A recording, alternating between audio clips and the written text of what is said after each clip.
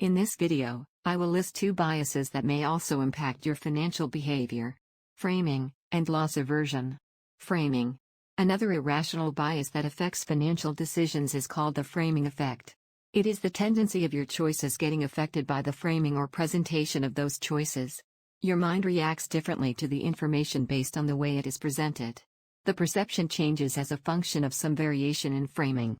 This is one of the strongest biases in decision-making and has a significant impact on investment decisions. As a result of the framing effect, you tend to react to investment options inadequately, choosing to accept or reject a proposal depending on the way it is framed.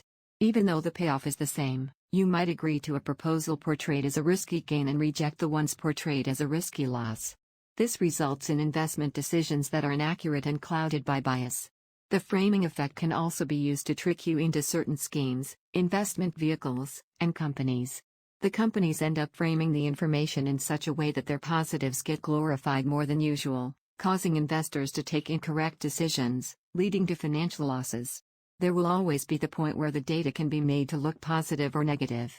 It is you who must ask how reasonable your comparison is and how biased your decision will be based on the presented data. Thus, the most effective way to overcome the framing effect is to be aware of its presence.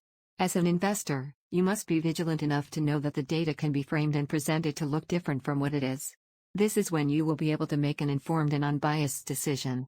During investing, the gains and the losses need to be looked at realistically. You must not focus on unrealized gains and losses.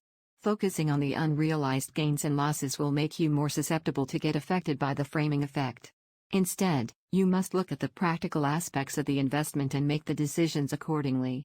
Loss aversion. This is the preference to avoid losses rather than to acquire gains. Some studies suggest that losses are psychologically twice as powerful as gains. This means we feel a loss far more strongly than a gain. Loss aversion asserts that a person who loses $100 would lose more satisfaction than a person who receives $100 would gain satisfaction. Accordingly, whether a transaction is framed as a loss or gain is very important to decision-making. As an individual, you are loss-averse, and you dislike losses more than equivalent gains.